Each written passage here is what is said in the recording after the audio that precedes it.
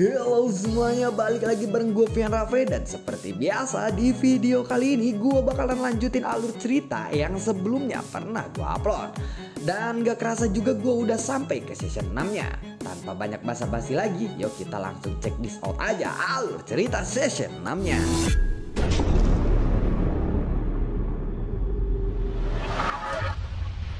Di episode sebelumnya, Xiaoyan yang telah berhasil memenangkan pertarungan melawan Quildan, mereka lalu kembali ke Xiaofu. Saat ini orang-orang di aula Xiaofu pun mengobrol sambil menikmati teh. Xiaozan lalu berkata, "Oh ya, aku sangat penasaran kenapa kekuatan Nan Erming naik turun seperti itu dan rambutnya juga berubah-ubah. Apa yang terjadi?" tanya dari Xiaozan.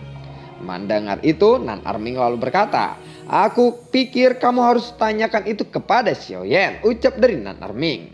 Xiaoyan lalu berkata, bagaimana menjelaskannya ya? Ya bisa dibilang sebenarnya Nan Erming sudah mati. Dan sekarang dia lahir kembali. Nan Erming telah bergabung dengan jiwa kuno untuk membentuk kembali fisiknya. Sekarang tubuhnya memiliki 2 jiwa, ucap dari Xiaoyan. Mendengar itu, Xiaozan lalu berkata, "Hei, tunggu dulu, apa maksudmu? 2 jiwa? Maksudmu jika rambutnya merah berarti itu bukan Nan Erming yang mengendalikan tubuhnya. Apakah seperti itu?" tanya dari Xiaozan. Lalu mata Nan Erming mendengar itu tiba-tiba berubah menjadi mata naga dan kini menjadi Raja Naga yang mengendalikan tubuh Nan Erming. Raja Naga lalu berkata, "Hei, sepertinya kalian sedang membicarakanku ya," ucap dari Raja Naga. Xiaoyan lalu berkata, "Senior," ucap dari Xiaoyan, "kapan kamu akan membentuk tubuh khusus untukku? Aku tidak bisa mengendalikan tubuh ini tanpa izin anak ini," ucap dari Raja Naga di dalam tubuh Nan Erming. "Senior, bukankah sebelumnya aku sudah menjelaskannya? Jiwamu hanya jiwa sisa, sedangkan jiwa saudaraku jiwanya utuh. Dengan begitu tidak ada cara lain selain menggabungkan jiwamu dengan jiwa saudaraku ini," ucap dari Xiaoyan kepada Raja Naga. "Meski begitu aku tidak ingin dikendalikan oleh anak ini sepanjang hidupku. Aku adalah Raja Naga. Daripada begini selamanya, aku lebih baik mati saja," ucap dari Raja Naga di dalam tubuh Nan Erming. "Kalau begitu aku akan menyuruh seseorang untuk menulis sejarah tentangmu sebelum kematianmu. Bagaimana?" tanya dari Xiaoyan. "Hei, tunggu dulu, aku hanya bercanda," ucap dari Raja Naga. "Senior, dengarkanlah aku. Bahkan jika kamu mempunyai tubuh sendiri, kamu hanya dapat mencapai Kaisar Bintang 8. Kamu mungkin akan tertinggal dari orang-orang. Bagaimana kalau begini saja? Senior, bantu saudaraku untuk menembus Kaisar Bintang 9. Lalu setelah itu aku akan berusaha untuk membuatkan tubuh fisik untukmu. Bagaimana jika begitu?" tanya dari Xiaoyan. Mendengar itu, Raja Naga pun lalu berkata, "Baiklah, kita sepakat. Aku harap kamu dapat memenuhi janjimu itu. Jika tidak, awas saja," ucap dari Raja Naga itu kepada Xiaoyan. Xiaoyan pun lalu mengangguk dan berkata lagi, "Baiklah, lebih baik kita berlatih. Kita akan pergi ke suatu tempat nanti," ucap dari Xiaoyan. Mendengar itu, Strom lalu berkata, "Hei, tunggu dulu. Mau kemana lagi kita pergi?" ucap dari Strom. "Samudra Emas," jawab dari Xiaoyan. Orang-orang pun mendengar itu mereka lalu terkejut. Hampir semua orang serempak terkejut. Zeni pun lalu berkata, "Apa? Samudra Emas? Tempat itu bahkan tidak bisa didekati. Bagaimana kita bisa pergi ke sana?" tanya dari Zeni. "Ya, aku tahu metodenya. Yang penting adalah meningkatkan kekuatan kalian terlebih dahulu ke Kaisar Bintang 8, ucap dari Xiaoyan. Orang-orang pun lalu berkata, "Xiaoyan, tunggu dulu. Itu terlalu sulit," ucap dari orang-orang. Mendengar itu, Xiaoyan lalu berkata, "Hei, kalian harus percaya kepada kemampuan kalian.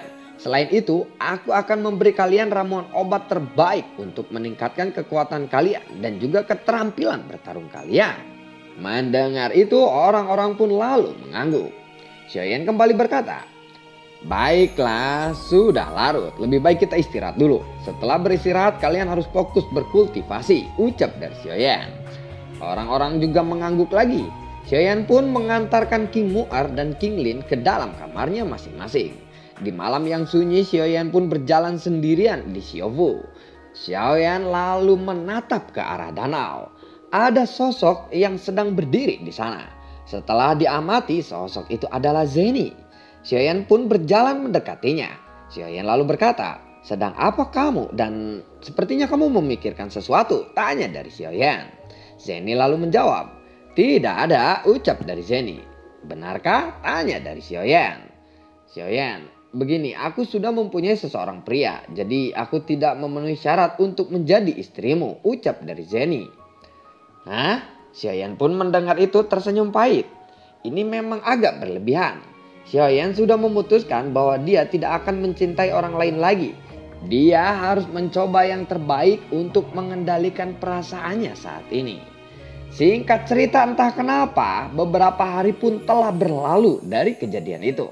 Xiaoyan lalu duduk di aula bersama orang-orang. Pada saat ini aula telah dipenuhi oleh orang-orang. Dan rombongan leluhur dari Kaisar Binatang Yunxin datang ke aula ini dan segera duduk di sana. Xiaoyan lalu tersenyum dan berkata, "Leluhur, sepertinya aku sudah memenuhi persyaratan untuk menikahi Qinglin," tanya dari Xiaoyan. Yunxin lalu berkata, "Kamu bukan lagi memenuhi syarat tetapi malah melebihinya," ucap dari Yunxin. "Aku hanya beruntung saja kali ini," jawab dari Xiaoyan.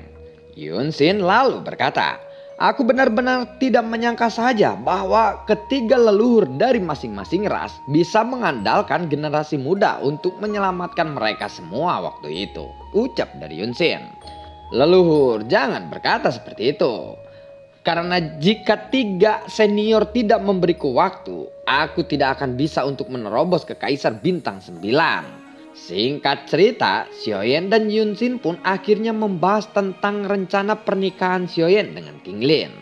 Sejujurnya suku binatang tidak ingin membiarkan sukunya menikah dengan orang luar ataupun selain suku binatang. Selain itu sebenarnya gadis suci tidak diperbolehkan untuk menikah sebelum mengaktifkan garis keturunannya. Tetapi karena Xiaoyan berhasil memenuhi persyaratan yang diberikan oleh Yunxin, jadi itu tidak masalah. Yunxin lalu berkata, "Karena suku binatang setuju pernikahan antara kamu dengan gadis suci, jadi masalah ini sudah selesai. Untuk acara pernikahannya, kamu yang menentukannya saja," ucap dari Yunxin. Mendengar itu Xiaoyan lalu berkata, "Terima kasih leluhur dan Kaisar Binatang," ucap dari Xiaoyan. "Hei Xiaoyan, setelah menikah dengan Qinglin, aku memiliki 3 persyaratan. Pertama, Qinglin harus tinggal di suku binatang. Yang kedua, Qinglin tidak diizinkan bermain denganmu sebelum dia mengaktifkan garis keturunannya. Yang ketiga, kamu harus melindunginya dengan nyawamu. Apakah kamu setuju dengan persyaratanku?" tanya dari Yunxin kepada Xiaoyan. Xiaoyan lalu berkata, "Aku setuju leluhur," ucap dari Xiaoyan. Yunxin mendengar itu dia tersenyum dan mengangguk. Setelah membahas hal pernikahan, Yunxin dan yang lainnya pun segera kembali ke suku binatang. Xiaoyan lalu menatap punggung Yunxin. Dia pun akhirnya mengeluarkan botol yang menyimpan jiwa Guiyin. Xiaoyan lalu bergumam, "Bukankah keduanya memiliki hubungan?" ucap Xiaoyan di dalam hatinya. Xiaoyan lalu menghela nafas dan menyimpan botol giok itu kembali ke cincin penyimpanannya. Xiaoyan lalu berkata, "Nan Erming, ayo kita pergi. Aku akan pergi ke keluarga binatang," ucap dari Xiaoyan.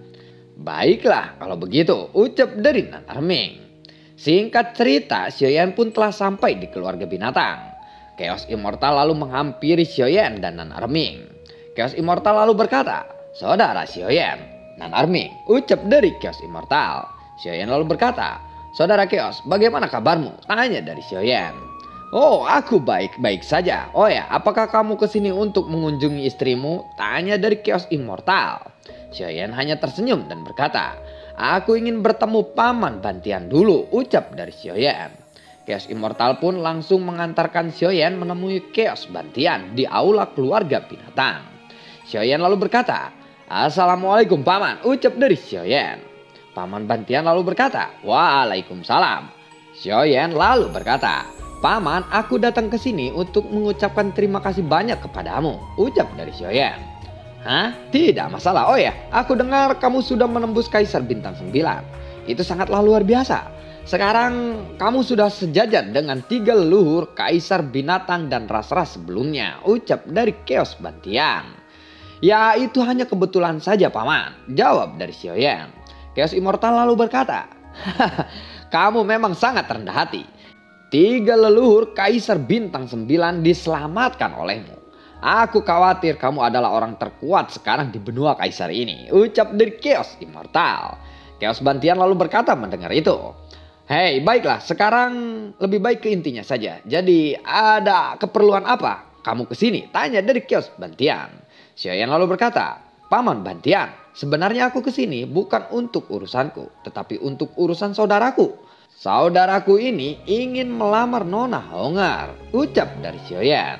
Mendengar itu, Hou Chai Huang lalu berkata, "Hei Xiaoyan, bukankah kita sudah sepakat jika Nan Erming sudah menembus puncak Kaisar Bintang 7, baru aku akan mengizinkannya. Tetapi sekarang Nan Erming baru saja menembus Kaisar Bintang 7 menengah," ucap dari Hou Chai Huang.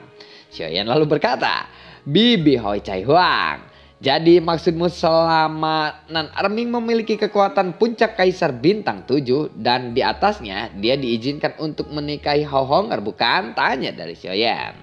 Setelah kata-kata itu terdengar, Chaos Immortal mengamati Nan Erming.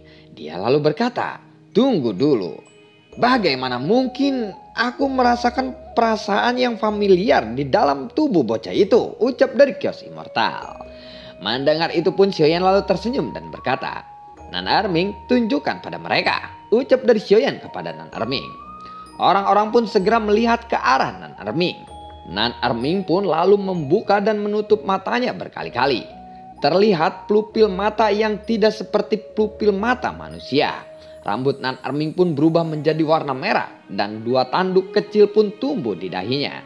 Chaos Bantian melihat itu dia terkejut dan berkata, "Darah naga Kaisar Bintang 8, ucap dari Chaos Bantian. Pada saat ini Raja Naga mengambil alih tubuh Nan Erming. Raja Naga lalu berkata, "Ada apa memanggilku keluar?" tanya dari Raja Naga. Mendengar itu Chaos Bantian lalu berkata, "Hei Xiaoyan, dia memiliki darah keluarga naga," tanya dari Chaos Bantian. Xiaoyan lalu berkata, "Ya bisa dibilang seperti itu. Tubuhnya sekarang setengah manusia dan setengah naga. Meskipun tubuhnya tampak terlihat seperti Kaisar Bintang 7, tetapi aslinya Kaisar Bintang 8. Oh ya, Senior Huang Chai Huang, apakah Nan Erming sudah memenuhi syarat kali ini?" tanya dari Xiaoyan. Hou Chai Huang lalu berkata, "Ya, memang dia sudah memenuhi syarat. Tetapi meskipun begitu, aku tidak akan mudah membiarkannya. Meskipun kekuatannya sudah memenuhi syarat, tetapi jika bocah ini tidak benar-benar mencintai Hou Hong'er, aku tidak akan membiarkan Hong'er menikah dengannya," ucap dari Bibi Chai Huang. Kesadaran Nan Erming segera kembali. Nan Erming lalu berkata, "Bibi, aku dan Hou Hong'er benar-benar saling mencintai. Aku akan memberikan segalanya untuknya, termasuk hidupku sendiri," ucap dari Nan Erming. "Bagaimana caramu untuk membuktikannya?" tanya dari Hou Chai Huang. Mendengar itu, Hou Hong'er lalu berkata, "Ibu, aku dan Nan Erming sudah saling mencintai. Tolong jangan mempermalukannya," ucap dari Hou Hong'er. Nan Erming lalu menatap Hou Hong'er dan berkata, "Hong'er, aku bersedia menemani dan melindungimu selamanya. Jika aku sedikit saja membiarkanmu terluka, aku tidak akan memaafkan diriku sendiri," ucap dari Nan Erming. Tiba-tiba Hou Chai Huang lalu melambaikan tangannya dan menyeka darah di tangan Nan Erming. Hou Chai Huang lalu berkata, "Aku tidak akan mengambil tetesan darah ini. Jika kamu macam-macam pada Hou Hong'er, aku tidak akan membiarkanmu," ucap dari Hou Chai Huang. Nan Erming lalu tersenyum dan berkata, "Terima kasih Bibi," ucap dari Nan Erming. Xiaoyan melihat itu dia tersenyum, lalu dia berkata, "Nan Erming, kenapa kamu masih memanggilnya Bibi? Bukankah seharusnya kamu memanggilnya dengan nama lain?" tanya dari Xiaoyan. "Oh iya ibu, maafkan aku," ucap dari Nan Erming. Hou Hong'er lalu tersenyum dan berkata, "Terima kasih ibu, ibu memang yang terbaik untukku," ucap dari Hou Hong'er. Hou Chai Huang lalu berkata, "Nan Erming, kamu harus menjaga Hong'er dan membahagiakannya. Apakah kamu mengerti?" ucap dari Hou Chai Huang. Nan Erming lalu tersenyum dan mengangguk. Xiaoyan lalu berkata, "Dengan begini berarti hubungan antara Nan Erming dan Hong'er sudah resmi. Adapun untuk acara pernikahan mereka itu akan diputuskan oleh senior Hou Chai Huang," ucap dari Xiaoyan.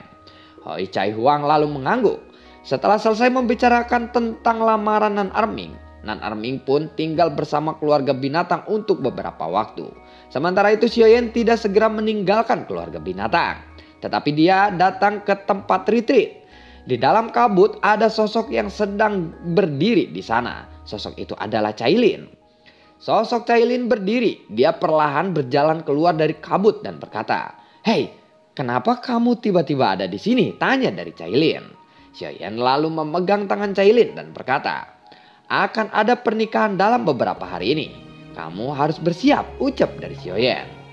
Mendengar itu Cailin lalu berkata, "Sebenarnya berapa banyak wanita yang akan kamu nikahi?" tanya dari Cailin. Aku berjanji ini adalah pernikahan terakhirku," ucap dari Xiaoyan. Xiaoyan lalu mengamati tubuh Cailin. Lalu dia berkata, "Kamu sudah bekerja keras selama ini," ucap dari Xiaoyan yang melihat tubuh Cailin. Xiaoyan pun segera memeluk pinggang Cailin. Cailin pun mengerti apa dari maksud Xiaoyan. Keduanya pun tenggelam dalam suasana cinta untuk beberapa waktu. Setelah beberapa waktu, Xiaoyan lalu mengucapkan selamat tinggal pada Cailin dan meninggalkan keluarga binatang. Xiaoyan tidak kembali ke Xiaofu selama ini, tetapi dia langsung pergi ke tempat Zeni. Singkat cerita, Xiaoyan pun sudah sampai di istana Teran. Dia segera berjalan langsung ke arah aula. Seorang wanita yang sangat cantik perlahan berjalan keluar dari sisi aula. Wanita itu lalu berkata kepada Xiaoyan, "Selamat datang Kaisar terkuat. Anda sudah ditunggu oleh Kaisar," ucap dari wanita itu. Wanita itu bernama Su Yue. Su Yue lalu memimpin Xiaoyan untuk melewati aula. Setelah beberapa saat berjalan, mereka pun sampai di suatu tempat. Su Yue lalu berkata, "Ini adalah kediaman Kaisar," ucap dari Su Yue. Xiaoyan lalu menemukan bahwa di ruangan itu terdapat sumber energi Kaisar yang sangat kuat, yang merupakan tempat yang tepat untuk berkultivasi. Di luar halaman terlihat Zheng Zhongfu sedang duduk di atas meja teh. Xiaoyan lalu segera menghilang dari sisi Su Yue dan muncul di dekat Zheng Zhongfu. Selain Zheng Zhongfu ada juga Zeni di sana. Zeni sedang menuangkan teh dan berkata, "Ayah, ini tehnya," ucap dari Zeni. Sementara itu Xiaoyan lalu menangkupkan kedua tangannya dan berkata, "Paman," ucap dari Xiaoyan. Zheng Zhongfu mendengar itu dia lalu berkata, "Silakan duduk Xiaoyan," ucap dari Zheng Zhongfu. Xiaoyan pun segera duduk dan memulai percakapannya. Xiaoyan lalu berkata, "Aku di sini hari ini selain karena asosiasi alkemis yang baru, ada suatu hal lagi yang penting yang membutuhkan persetujuanmu," tanya dari Xiaoyan. Zheng Zhongfu lalu berkata, "Silakan, katakan saja," ucap dari Zheng Zhongfu. Jadi aku sudah berbagi siang dan malam yang sama. Susah senang bersama, karena itu aku ingin menikahinya," ucap dari Xiaoyan. Mendengar itu Zeni segera menatap Zheng Zhongfu. Zheng Zhongfu lalu menghela nafas setelah itu. Dia lalu menatap Zeni dan berkata, "Niar, ayah minta maaf," ucap dari Zheng Zhongfu. Zeni tersenyum pahit saat mendengar itu. Zheng Zhongfu kembali berkata, "Niar, pernahkah kamu berpikir bahwa dia mungkin hanya ingin menggunakanmu untuk bersaing denganku untuk posisi Kaisar, dan dia tidak benar-benar mencintaimu," ucap dari Zheng Zhongfu. Zeni lalu berkata mendengar itu, "Ayah, aku percaya kepada Xiaoyan, dan aku yakin dia bukan orang yang seperti itu. Ayah, apakah kamu mau merestui pernikahanku dengan Xiaoyan atau tidak?" tanya dari Zeni. Zheng Zhongfu kembali menghela nafas. Dia lalu berkata lagi, "Karena anakku bersikeras." "Apa boleh buat," ucap dari Zheng Zhongfu. Xiaoyan lalu berkata mendengar itu, "Kaisar, jangan seperti itu. Pernikahan kami perlu persetujuanmu," ucap dari Xiaoyan. "Ya, baiklah kalau begitu. Aku merestui kalian. Oh ya, ngomong-ngomong, jangan panggil aku Kaisar," ucap dari Zheng Zhongfu. Mendengar itu Xiaoyan lalu berterima kasih. "Terima kasih ayah," ucap dari Xiaoyan. Zheng Zhongfu hanya tertawa saat mendengar Xiaoyan memanggilnya ayah. Sementara itu di markas besar aliansi bayangan, retakan spasial mulai terobek di udara. Dua bayangan lalu muncul melalui celah spasial itu. Dua bayangan itu adalah Soul Eater dan Dayin Jin Wunyan. Soul Eater lalu berkata, Bajingan Xiaoyan, kali ini kamu pasti akan mati, ucap dari Soul Eater. Soul Eater lalu memuntahkan seteguk darah setelah dia keluar dari lubang spasial itu. Sementara itu Dayin Jin Wunyan lalu berkata, aku harus pergi, ucap dari Dayin Jin Wunyan. Soul Eater lalu berkata, hei, kamu mau pergi kemana? Aku takut pada Dayin Jin Wunyan, tetapi aku tidak pernah takut kepadamu, ucap dari Soul Eater itu. Bukankah kamu sudah berjanji selama aku bisa membantumu, kamu tidak akan mempermalukanku, ucap Dayin Jin Wunyan. Hei, apakah kamu tidak melihat keadaanku sekarang? Apa kamu pikir kamu telah membantuku? Tanya dari Soul Eater. Setelah itu, Soul Eater langsung mengikat Dayin Jin Wunyan dan langsung membawanya ke lubang hantu di bawah ruangan itu. Sementara itu Xiaoyan yang telah membicarakan pernikahannya dengan Jenny kepada Zheng Zhongfu. Xiaoyan lalu memutuskan untuk pergi ke klan Yao. Sementara itu, di rumah batu, Yao Lao sedang duduk dan sedang memurnikan pil obat. Buar, pil petir mulai terbentuk, tetapi dengan mudah dihadapi oleh Yao Lao. Saat ini Yao Lao memiliki kekuatan Samsung Fighting Emperor. Setelah beberapa saat, Xiaoyan pun muncul di depan Yao Lao. Yao Lao lalu berkata, apakah kamu datang untuk mengunjungiku kali ini? Hahaha, ucap dari Yao Lao kepada Xiaoyan. Xiaoyan pun tersenyum dan berkata, guru, bagaimana kabarmu? Tanya dari Xiaoyan. Aku baik-baik saja bocah, tetapi tidak sebaik dirimu. Oh ya, aku dengar kamu telah menembus Jiwanxing. Tanya dari Yao Lao. Xiaoyan lalu menjawab, itu hanya kebetulan saja guru. Oh ya, aku membawakan teh yang enak untukmu guru, ucap dari Xiaoyan. Xiaoyan pun mengeluarkan teh dan segera menyeduhkannya untuknya. Dia lalu menyerahkan teh itu kepada Yao Lao. Yao Lao lalu meraih gelas tehnya. Dia pun perlahan menghirup dan meminum teh itu. Yao Lao sedikit tersenyum. Xiaoyan lalu berkata, luar biasa bukan guru? Tanya dari Xiaoyan. Yao Lao mengangguk dan berkata, oh ya, aku kekurangan bahan obat baru-baru ini. Apakah ada barang obat yang bagus dari Kuildan? Tanya dari Yao Lao. Tentu saja ada guru, tetapi sayangnya Kuildan telah diratakan dengan tanah. Mendengar itu Yao Lao lalu berkata, sayang sekali Kuildan tidak tahu berapa banyak bahan obat yang berharga yang berada di sana ikut musnah bersamanya, ucap dari Yao Lao. Oh ya guru, aku kesini kali ini karena aku ingin berdiskusi dengan leluhur tentang pembangunan kembali klan Yao. Mendengar itu, Yao Lao lalu berkata, membangun kembali klan Yao. Ya, klan Yao sedikit tersingkir karena adanya Kuildan waktu itu. Dan sekarang Kuildan telah dihancurkan. Sudah saatnya bukan untuk kebangkitan klan Yao kali ini? Tanya dari Xiaoyan. Ya, kamu benar, ucap dari Yao Lao. Kalau begitu ayo kita pergi guru. Mari kita beritahu leluhur tentang hal ini, ucap dari Xiaoyan. Xiaoyan pun dan Yao Lao pergi dari aula untuk menemui leluhur. Lalu bagaimanakah kelanjutan ceritanya? Nantikan konten gue berikutnya dan semoga sehat selalu untuk kalian. Gue tidak lupa untuk selalu ucapin terima kasih banyak buat kalian yang sudah mendukung channel ini dari awal hingga saat ini. Dan gue selalu ucapin terima kasih banyak buat kalian yang sudah mensupport channel ini lewat link Saweria di bawah kolom deskripsi.